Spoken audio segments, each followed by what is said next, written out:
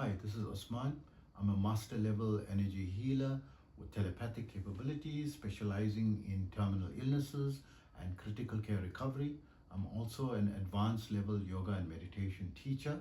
Please be sure to visit my website, yogawellness786.com, for more information on my services as well as contacts. And also remember, our therapies are all natural based and not a replacement for medical treatment. If you have a medical condition, be sure to consult with and visit a qualified and licensed medical professional in your locality. I want to discuss the importance of sitting cross-legged in meditation or yoga sciences, but mainly it's used for meditation and pranayama, right? So there are many types of cross-legged, but there are three major ones that I know. It's the regular common cross-legged, where you just pull your legs together, right? Crossing them under you. Like how I'm sitting now. I don't know if you can view that on the video, but just a simple, easy or common cross-legged position that you see people everywhere when you sit down or you go to Eastern occasion or a Far Eastern occasion and you're required to sit on the floor cross-legged. And usually if you have a Western lifestyle and not used to sitting cross-legged, it's going to be very difficult. So myself, having lived a Western lifestyle, although practicing yoga from a young age, I didn't see the importance of sitting cross-legged because I was very pragmatic, and I felt that the yoga sciences are thousands of years old, right? 5,000 years old. And when they were sitting cross-legged for meditation was times when they didn't have comfortable couches and chairs, to sit on that time. Maybe they had, and I didn't. I just spoke that way in my mind.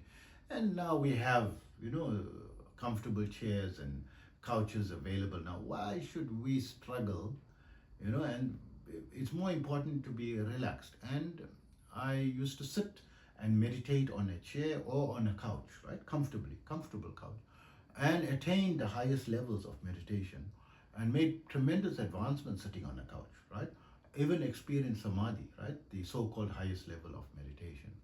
So, and it was much later in my life, in my in my 40s,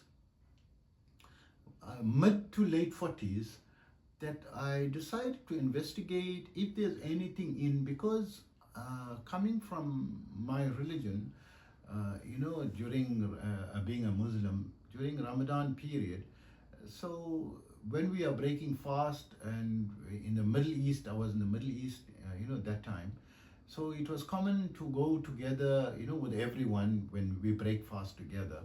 But everyone is sitting cross-legged. They're not sitting on a table and chair. So there's like hundreds of people there, and they're giving food in bulk and waiting for, their time for breaking fast and breaking fast together. And it was very enjoyable, to eat, together with everyone and breaking fast together. But the most difficult thing was to sit cross-legged. It used to be very painful, uncomfortable.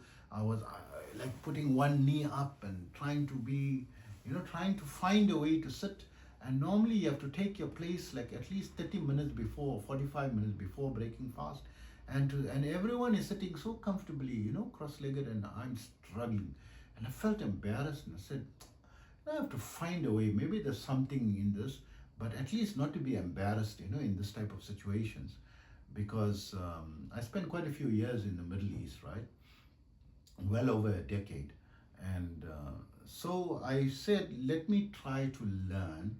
And so every evening, for the balance of the after Ramadan, I decided to practice my meditation sitting on my bed with my back against the pillow or the headboard, and just to sit cross-legged, in a simple cross-legged, which was it was impossible for me, right?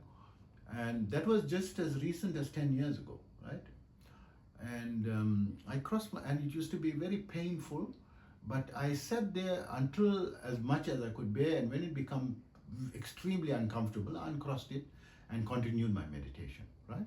So what happened is, as the weeks were passing, I was able to sit a little bit longer and little longer and little longer. And then I started to watch some videos on these cross-legged positions and so forth.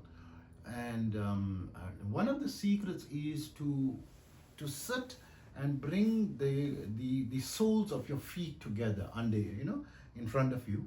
It's like this, right? The soles of your feet and your knees. This, let it relax. Don't put force, to force it down, and stretch the thigh, the tendons in your inner thigh, reaching your pelvis. Right? So that tendons need to be stretched. Once that gets stretched, then it becomes easier to sit cross-legged. So I started to sit more like that, but as I was sitting more and more cross-legged, I noticed in meditation that I wasn't feeling sleepy as often as what I used to in the past, because one of the things of meditation is very often you start feeling sleepy and fall asleep, and your head goes, when you're trying to meditate, and then you start falling asleep. It's a common problem. But sitting cross-legged, that was not affecting me. I think that problem eliminated up to 90%, right? So when I was extremely tired, yes, I was feeling tired and sleepy, but 90% of the time, it was significant and noticeable difference. And then I realized that it is good for concentration and focus and not feeling sleepy. So if you want to read something or study, you will tend to have better focus, if you're sitting cross-legged than if you're sitting normal, right? I realized that. Then I learned that then I started to go into the more advanced levels of sitting, and sitting in the contorted position, one thigh, leg above the other, called Padmasana. And I was able to sit, but not very long. And then I learned it was easier from the normal, simple cross-legged to go to the second level called Siddhasana, where, according to the Yoga Sutras, is you bend your leg, keep your two legs straight in front of you. You take your right leg, you bend it and bring the heel and let it touch the perineum, right? The part between your private parts and your anus, that part. You let the heel just touch it. It doesn't have to press hard. Touch. And normally I used to go up and pull it there and sit and just roll back. Let my hip go, my buttocks hit the floor. Roll out of the heel, not sit on the heel, but like start from the heel and drop, right?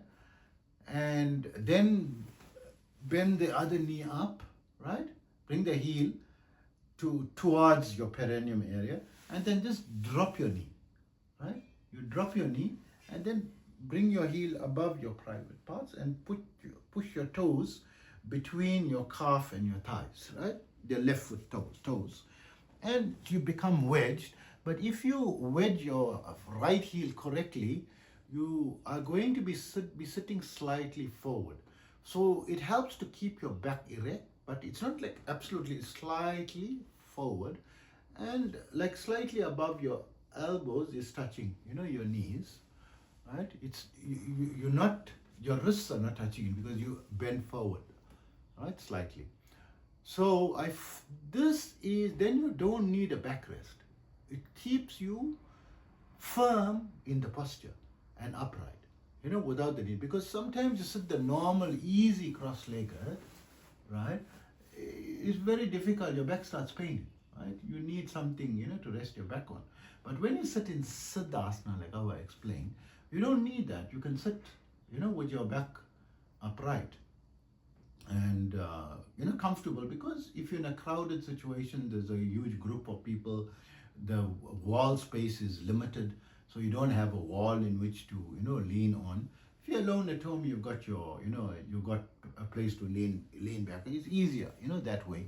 And I didn't find anything, negative with leaning, against something. It's simple. But sitting in Siddhasana, like how I explained, with your right heel. So I originally didn't know whether right or left heel, because I said it doesn't matter whether it's a right or left heel. And I used to sit with the left heel. Start with the left heel touching the perineum and bring the right leg over. And then I learned that in the Yoga Sutras, it is recommended that the right heel must start. So I don't know why they're doing it. And I know some very advanced levels people are doing it the opposite way, the way I started. But I said, I like to follow something that was written and respected. Maybe there's some, this thing. So of course, usually your right leg is more dominant than your left. Your right side is more dominant or stronger than your left. So it's good, better your stronger leg is supporting, the bulk of your weight, and your left leg is resting on your right, on the stronger leg, than your right leg, which is stronger, resting on top of your weaker leg, your left leg. I mean, make logical sense that way. Not that I felt any difference, but when you're sitting long hours, the pain will start to come. And then eventually, as you get used to it, you can sit longer and longer. But as you're getting advanced in meditation, and the spiritual energy starts, overcoming you and filling your body starts becoming loose and very flexible. And it's easy to sit very long hours, cross-legged, right? You will lose consciousness of your body, and you can stay for hours and hours, in that position. But I hope that information helps you on the cross-legged positions, and it's just an introduction. And there is much more behind this that I later found out, which I'll explain probably in another video. Take care always.